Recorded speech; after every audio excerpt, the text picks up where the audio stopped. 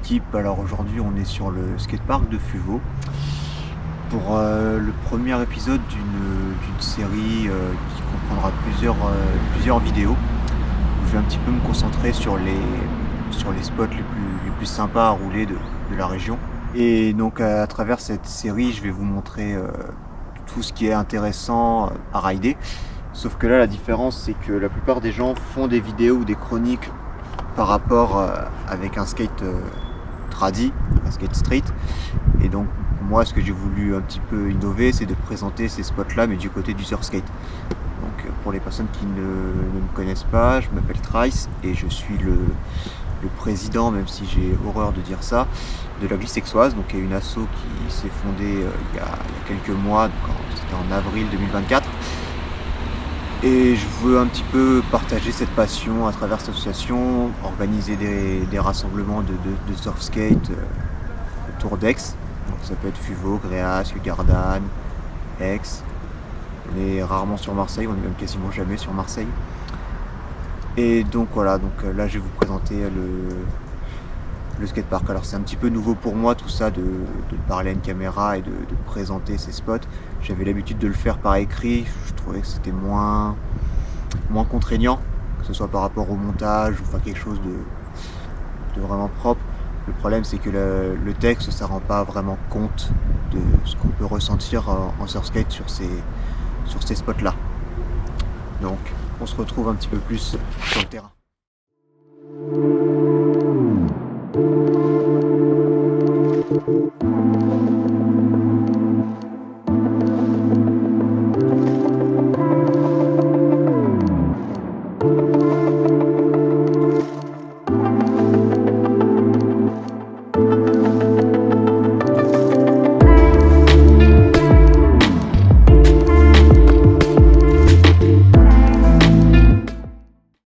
Le parc de Fuveau, on y retrouve plusieurs parties.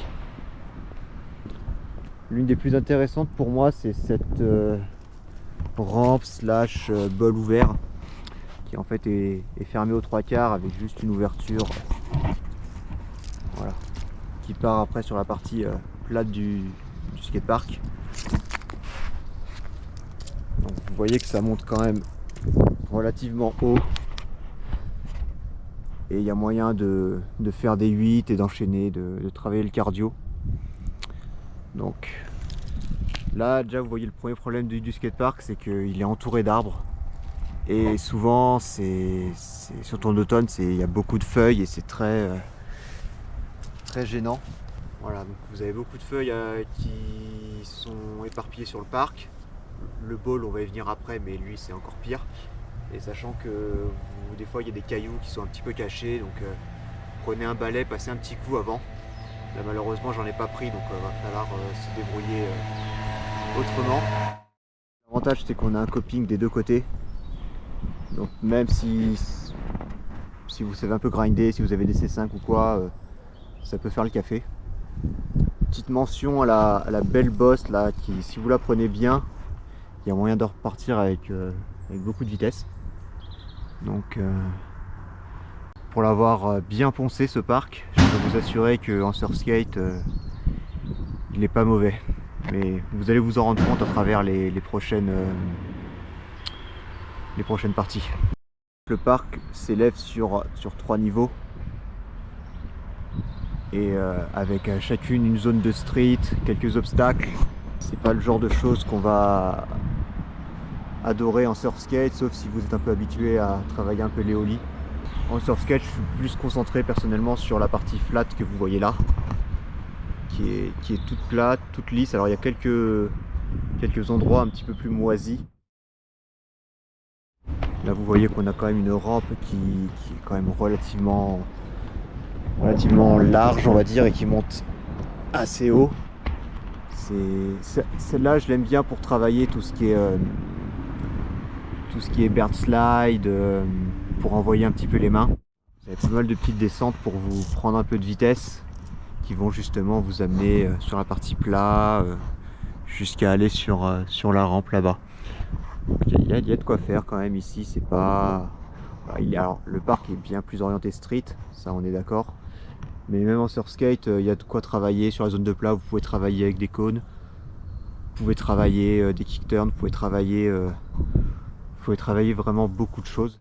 Là on arrive sur le bowl, qui est la partie pour moi la plus intéressante. Voilà. Jusqu'à présent c'est le bowl que je retiens le plus dans ce parc. Et, pour l'avoir essayé à maintes reprises, ça a été mon premier bowl. Il est très profond, on va aller à l'intérieur là, comme ça vous pouvez vraiment vous rendre compte de l'ampleur de ce bowl qui en fait est surtout c'est plutôt un pool. Pour vous l'expliquer brièvement, en fait il est décomposé en deux parties. Vous avez une première partie qui est très raide et la deuxième qui est bien plus smooth, bien plus agréable au surskate. Le problème c'est que on va y descendre justement.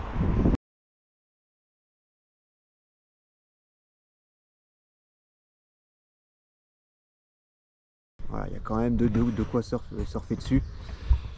Là c'est assez dur à remonter si vous n'avez pas assez de vitesse. Le problème c'est qu'il est très espacé, donc pour générer de la vitesse comme une rampe c'est assez compliqué. Là la partie derrière qui est super agréable à rider si vous avez l'habitude.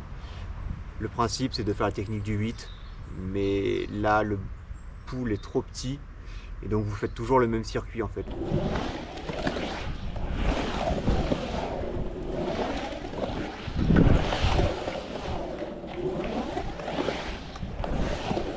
On essaie de se repérer par rapport surtout aux animaux qui sont à l'intérieur. Moi je me repère par rapport à la tortue, à la pieuvre et au panneau. Il y a de quoi s'amuser, il faut juste voilà, prendre le temps de le prendre en main et vous allez voir que ça va assez vite rouler.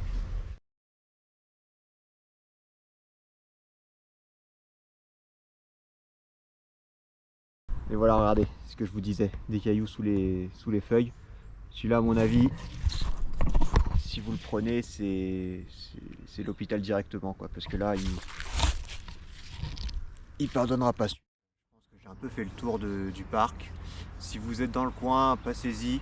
Il est surtout très calme en période scolaire où les enfants sont à l'école logiquement. Il y a quelques skateurs, quelques surf skates aussi, j'en vois de temps en temps. La seule chose qu'il faut se méfier, c'est peut-être à la sortie du collège qui est à 10 mètres, où là des fois c'est un petit peu voilà, il y a un petit peu des enfants, donc faites attention à ça. Et l'avantage alors c'est qu'il est un peu éclairé. Il y a quelques lumières pour continuer à rider le soir, mais voilà, ça sauve pas une session quoi. Donc, mais testez-le, c'est un bon skatepark pour le surf skate. Voilà. De toute façon, vous avez pu vous rendre compte avec toutes les vidéos. Pour le trouver, vous avez juste à taper. Vous avez pour le trouver, vous avez juste à taper skatepark Fuveau et il est à côté du collège de Fuveau. Donc vraiment, vous pouvez pas le louper. Vous pouvez venir en voiture, il y a de quoi se garer, il n'y a pas de souci. Et on va y venir après dans la deuxième partie de la vidéo. Il y a ce qu'on appelle un pump track où là, pour ceux qui n'aiment pas trop les skateparks, qui sont plus mordus de vitesse, il y a de quoi s'amuser là-bas. On s'y retrouve tout de suite. Donc voilà, donc on arrive au pump track de Fuveau qui est juste derrière moi. Je pense pas qu'on le voit de là, mais on va y arriver, vous en faites pas.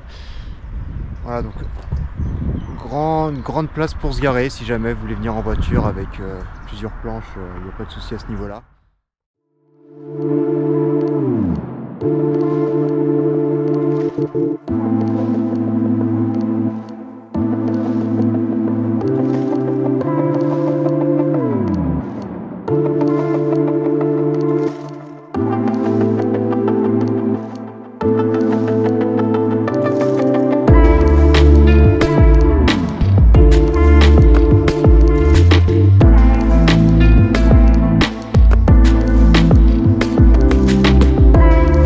Alors, pump track de Fuveau, je vais vous montrer un petit peu. Hop. Donc vous avez trois pistes. La rouge,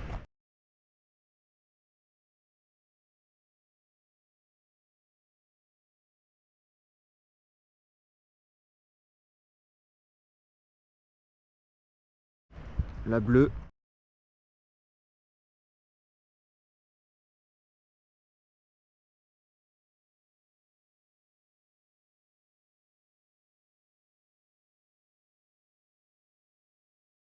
et la piste verte.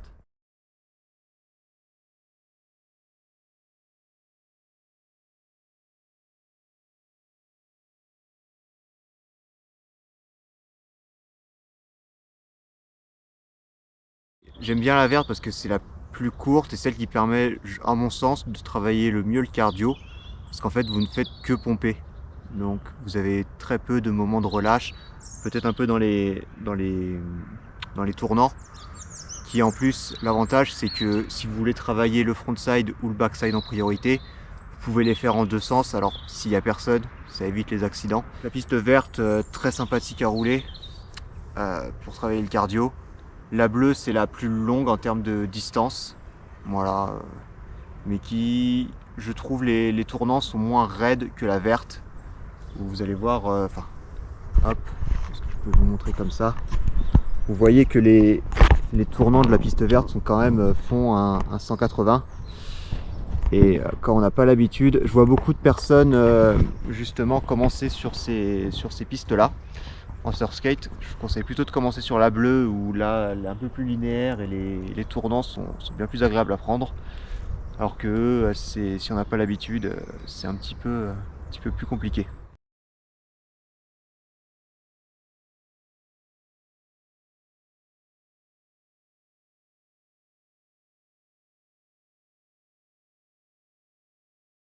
Voilà, donc sur ce pump là en particulier, faites très attention aux heures d'affluence. En fait, il y a le skatepark à côté, mais en fait le pump track agit comme une sorte d'aimant. Ça veut dire que vous avez quasiment aucun enfant en trottinette sur le skatepark. Et en fait, ils sont tous ici. Donc des fois, c'est assez compliqué. S'il y a deux personnes sur la piste, ça devient assez vite compliqué d'en faire. Alors, je vous conseille plus de venir à des heures, on va dire en soirée ou enfin début de soirée. Non, justement. De plutôt voilà, essayer de faire des sessions soit très tôt le matin, surtout en week-end, ou durant le midi, voilà, là où il y a le moins de monde. Voilà, c'est les conseils que je peux donner pour anticiper au mieux ce pump track.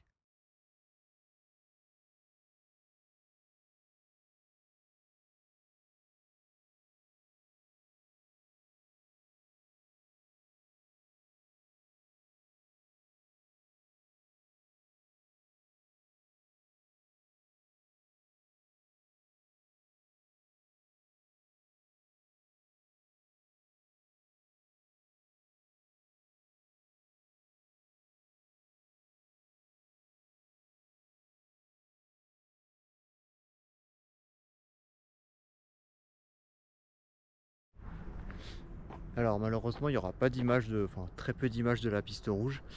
Parce qu'en fait elle est pleine de cailloux, pleine de feuilles et j'ai pas de balai donc j'ai pas spécialement envie de m'y risquer.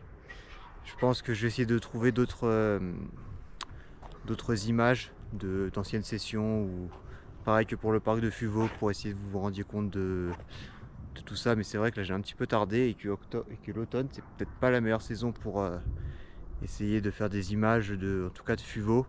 Peut-être que d'autres parcs ça peut être plus sympa mais là c'est vraiment compliqué. Mais en tout cas voilà, venez avec un balai quoi. Pour les deux spots de Fuveau il faut un balai sinon c'est compliqué. Puis pour moi le balai c'est un truc à tout le temps avoir sur soi quand vous allez en session. Je pense que je ferai peut-être une vidéo justement sur les indispensables à ramener pour une session. Comment tout ça peut se préparer et comment vous pouvez voilà, vous éclater au mieux dans le bon sens du terme bien sûr pour vos prochaines sessions. Donc pour conclure sur le pump track et même sur le skatepark de Fuveau, ce sont des spots assez sympas. Le pump track j'aime bien y aller mais quand il n'y a vraiment personne, quand on a la tranquillité qu'on veut. Enfin, quand on est plutôt du genre à vouloir s'entraîner tranquillement. Donc prévoyez un balai, choisissez bien vos horaires et sinon après vous devriez bien vous éclater. Les spots sont juste à côté donc vous pouvez très bien vous faire les deux dans la même journée, ça il n'y a pas de souci à ce niveau là. Prévoyez, voilà, vous pouvez même manger si vous voulez, il y a des tables là à côté du pump track, voilà. En soirée c'est pas du tout éclairé ici donc dès la tombée de la nuit ça devient vraiment compliqué d'en faire, sauf si vous avez des frontales et quelques spots que vous pouvez amener pour vous faire une session vraiment nocturne c'est un vrai kiff qu'on a l'habitude d'en faire dans ces conditions-là. Et puis je pense qu'on se retrouvera pour d'autres vidéos. En tout cas, si le concept vous plaît, de vous présenter un peu les spots. Voilà, comme je vous ai dit, c'est que pour moi tout ça c'est un petit peu nouveau. J'ai pas l'habitude là avec le montage, je vais bien m'amuser pour essayer de vous donner au mieux l'envie de venir skater sur ces spots-là. Plusieurs vidéos devraient suivre. J'espère que tout cela va vous plaire. Et que si jamais vous avez des idées de vidéos qui pourraient vous intéresser, je pense à des tutos, je pense à des événements un peu spécifiques. J'avais essayé de filmer la session au circuit Paul Ricard. J'ai quelques images, mais je trouve pas ça spécialement intéressant de vous montrer une vidéo de 1h30, 2 heures où je suis juste en train de rider. À la limite, peut-être un tour, ça peut être intéressant à vous montrer, mais voilà quoi. 2 jours, ça rend bien mieux. Mais là, comme la session a commencé à 18h et que c'était c'était au début novembre, voilà, à 18h30, il faisait déjà nuit, quoi. On est parti, il faisait ouais, non, même quand on est parti, il faisait nuit en fait. Donc voilà. Donc si ça vous plaît, voilà, allez, n'hésitez pas à me le faire savoir et dites-moi si d'autres choses pourraient vous intéresser. Voilà.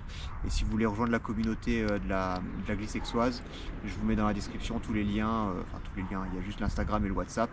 Mais n'hésitez pas à nous rejoindre, on propose des sorties ou des sessions quand on peut, quand on en fait, pour voilà, se retrouver et discuter, et juste profiter quoi, de cette passion commune qui est le surskate. Voilà, à la prochaine.